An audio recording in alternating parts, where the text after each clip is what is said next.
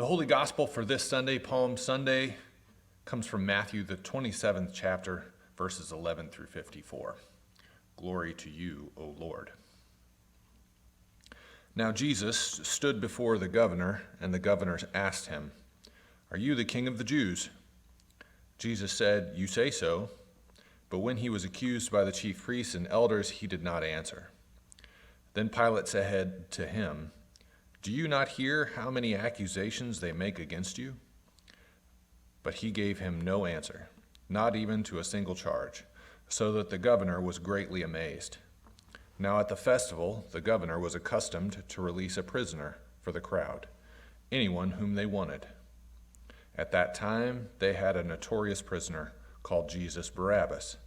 So after they had gathered, Pilate said to them, "Whom do you want me to release for you, Jesus Barabbas or Jesus who is called the Messiah?"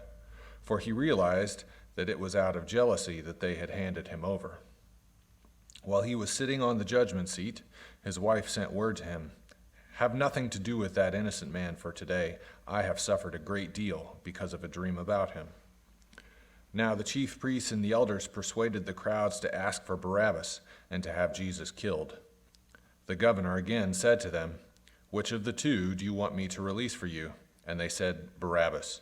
Pilate said to them, "Then what should I do with Jesus who is called the Messiah?" All of them said, "Let him be crucified." Then they asked, "Why?" Then he asked, "Why? What evil has he done?" But they shouted all the more, "Let him be crucified." So when Pilate saw that he could do nothing, but rather that a riot was beginning, he took some water and washed his hands before the crowd, saying, "I am innocent of this man's blood. See to it yourselves." Then the people as a whole answered, "His blood be on us and on our children." So he released Barabbas for them, and after flogging Jesus, he handed him over to be crucified. Then the soldiers of the governor took Jesus into the governor's headquarters, and they gathered the whole cohort around him. They stripped him and put a scarlet robe on him, and after twisting some thorns into a crown, they put it on his head. They put a reed in his right hand and knelt before him and mocked him, saying, "Hail, King of the Jews!" They spat on him and took the reed and struck him on the head. After mocking him, they stripped him of the robe and put his own clothes on him. Then they led him away to crucify him. As they went out, they came upon a man from Cyrene named Simon. They compelled this man to carry his cross, and when they came to a place called Golgotha, which means place of a skull, they offered him wine to drink mixed with gall.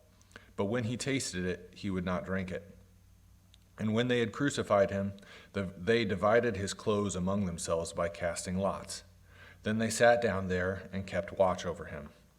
Over his head they put the charge against him, which read, "This is Jesus, the King of the Jews."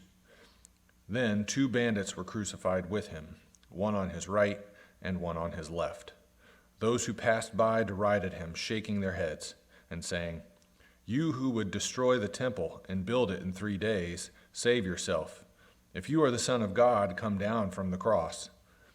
In the same way, the chief priests also, along with the scribes and elders, were mocking him, saying, "He saved others, he cannot save himself. He is the King of Israel. Let him come down from the cross now, and we will believe in him. He trusts in God. Let God deliver him now, if he wants to, for he said, 'I am God's son.'" The bandits who were crucified with him also taunted him in the same way. From noon on, darkness came over the whole land until 3 in the afternoon.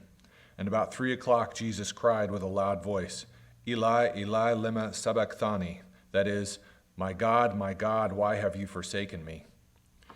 When some of the bystanders heard it, they said, "This man is calling for Elijah." At once one of them ran and got a sponge, filled it with sour wine, and put it on a stick, and gave it to him to drink. But the others said, "Wait, let us see whether Elijah will come to save him." Then Jesus cried again with a loud voice and breathed his last. At that moment, the curtain of the temple was torn in two from top to bottom. The earth shook, and the rocks were split. The tombs also were opened, and many bodies of the saints who had fallen asleep were raised. After his resurrection, they came out of the tombs and entered the holy city and appeared to many. Now when the centurion and those with him who were keeping watch over Jesus saw the earthquake and what took place, they were terrified and said, "Truly that this man was God's Son." The gospel of our Lord. Praise to you, O Christ.